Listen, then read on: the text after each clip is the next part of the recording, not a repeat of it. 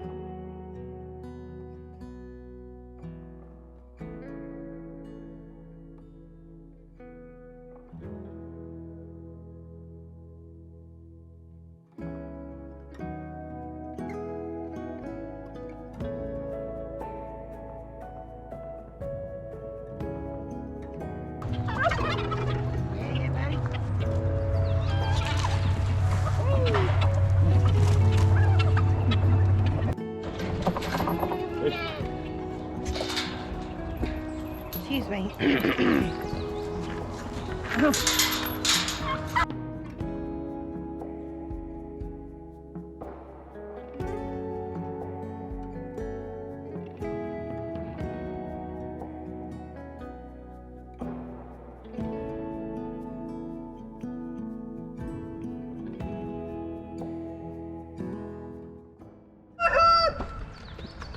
Good morning, everybody. Good morning. Look at you, Miss Molly, eating food. Hi, Bessie. Hi, little ones. Mr. Turk Turk. Hey, we're looking in there, babe. This one real. This is real. We have fake eggs. Yeah, that one's real. Okay.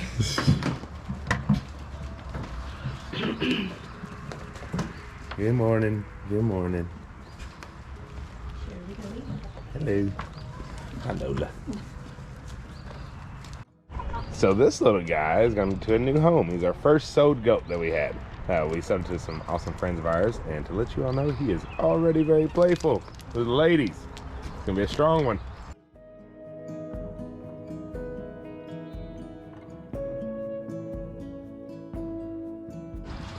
Cow time. Cow time.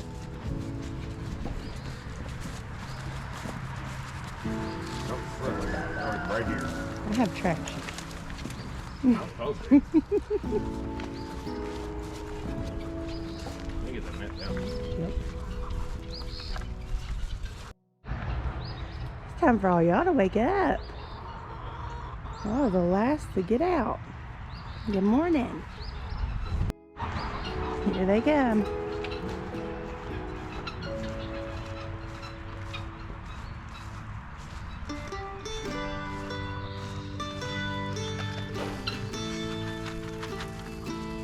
Good morning, Daisy. You look extra pregnant today.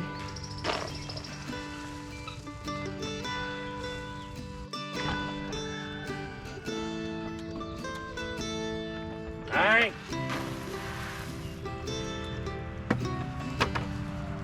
Don't do that. Because I'm going to turn it back on and it's going to zap you.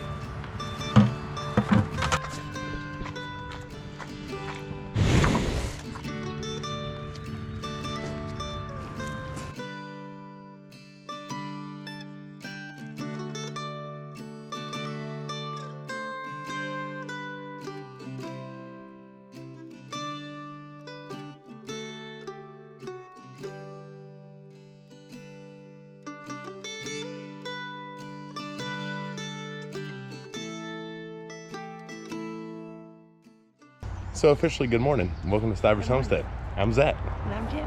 And Jenny's farm stand's open. Yay. It's like soft opened. Yeah. So if you are local or if you're in the area, it'll be open. You can come. It's kind of a construction zone. A little bit. We're still working on the roof, and we are still waiting on rock to come so we can start the parking lot. However, it's our home, so there is parking that can be done. But yeah, if you want to swing by, we'll be here.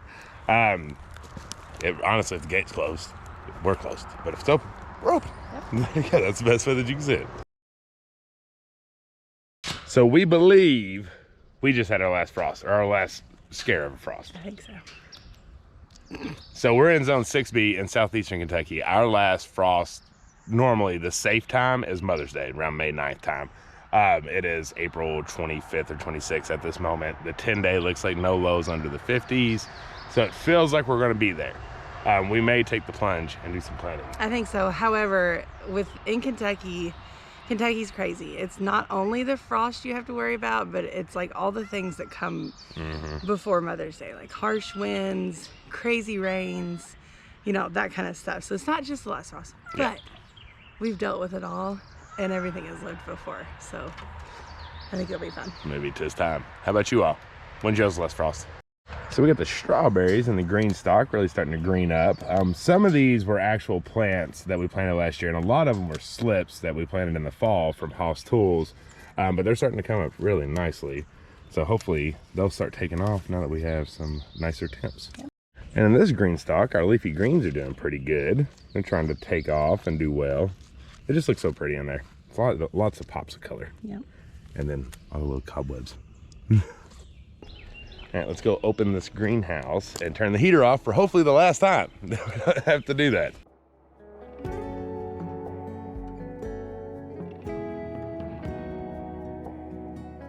So this place is exploding. A lot of good stuff. Look at these tomatoes. I mean, they are very large and in charge and looking fantastic.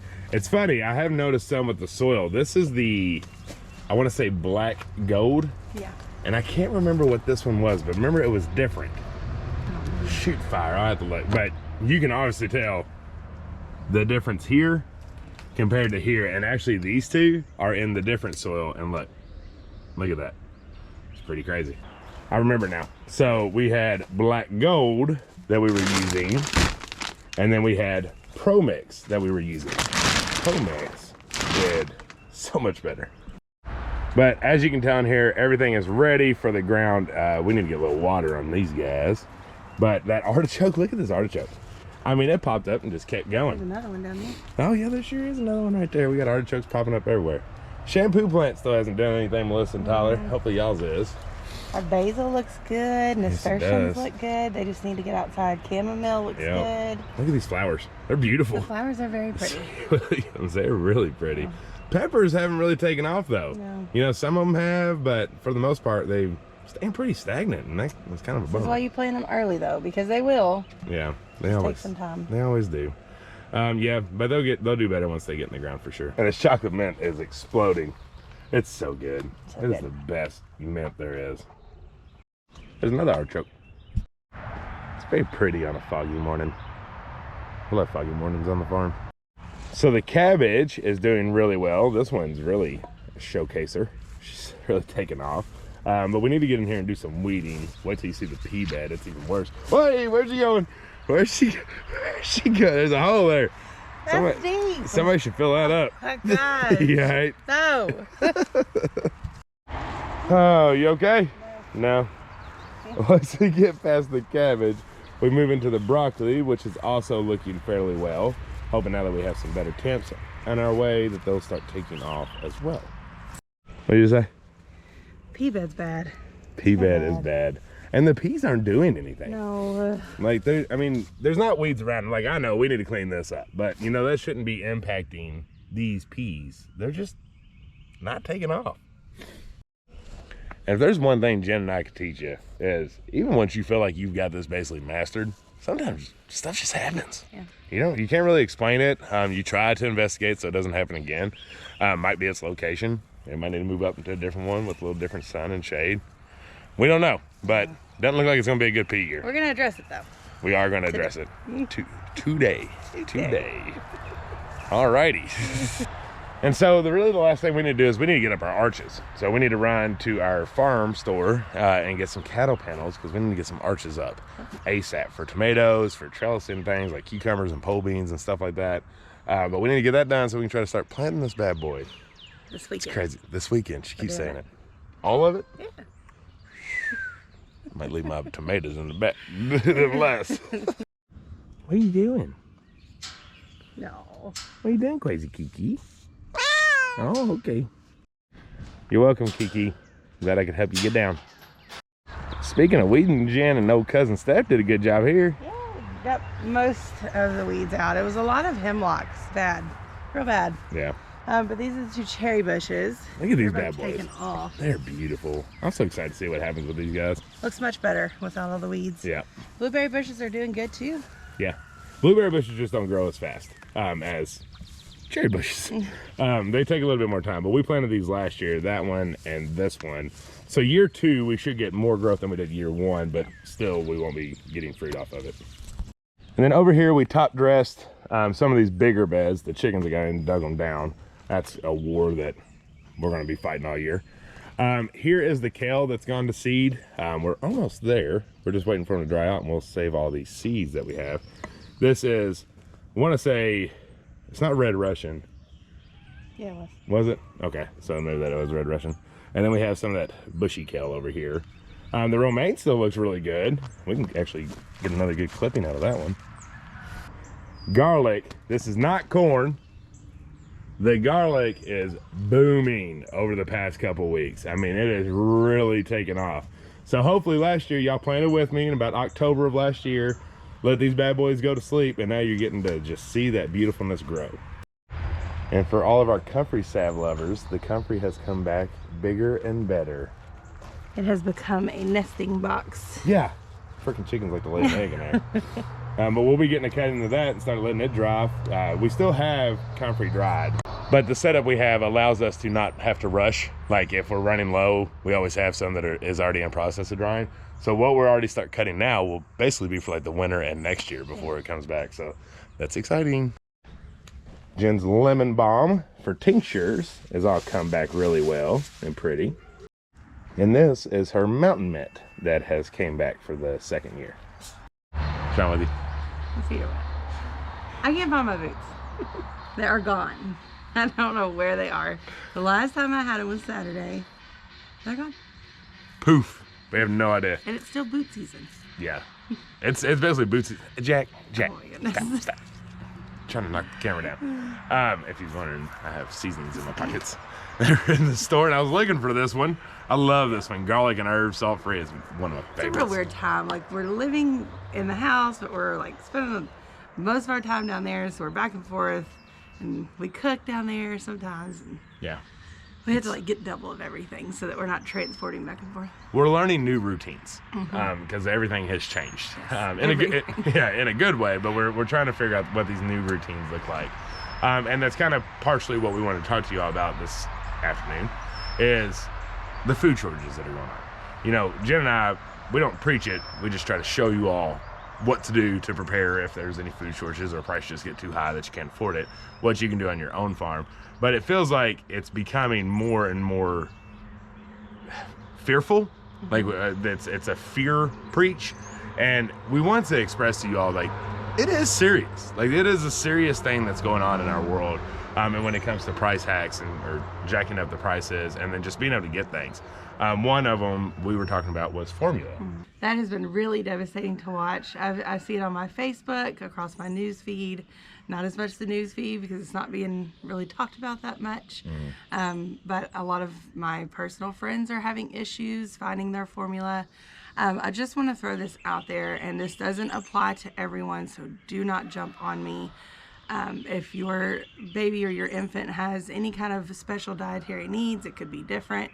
However, goat's milk has always been an alternative to formula. So if that's not something you've looked into, or if you have questions about it, do some research, but it can be an alternative, and it can be a very good alternative. Yeah, and if you can't have goats on your farm, you probably have a farmer somewhere around you that does dairy goats. The one thing I will recommend, first off, like in Kentucky, it's for animal consumption, so you have to kind of tread lightly within that situation. However, I would ask to go to the farm. Yes. If you're ever getting dairy from any farmer, go check out this place. You know, you don't have to be like, I think you're dirty, I want to see if you're clean. Just say, I'd love to come see the farm, and then you can lay eyes on where the goat gets milk. You can lay eyes on the goats themselves. It's just, it helps, because honestly, the reason that there's such oversight over selling milk is because there's been some farmers that have done not so clean jobs. Shiesty things.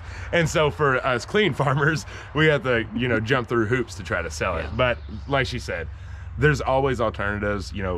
God gave us everything we needed right here on earth. So this is one of those alternatives from store-bought that you can look into and do your own research on.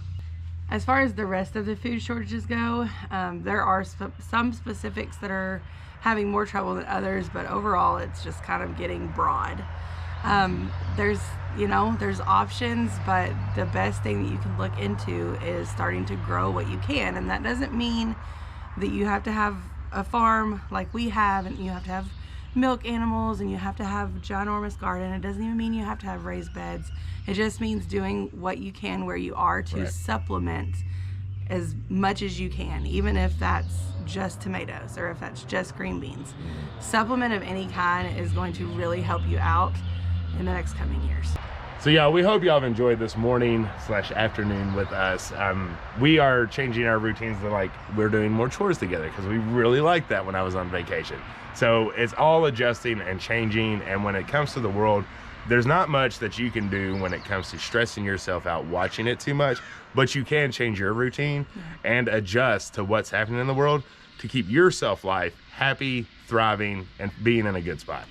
So turn the TV off, go find you some dirt, go find you a local farmer, get you some seeds, put something in the ground, and try to grow something this year. If y'all haven't subscribed, please make sure you're down below. We love y'all. Until the next one. Bye. Bye.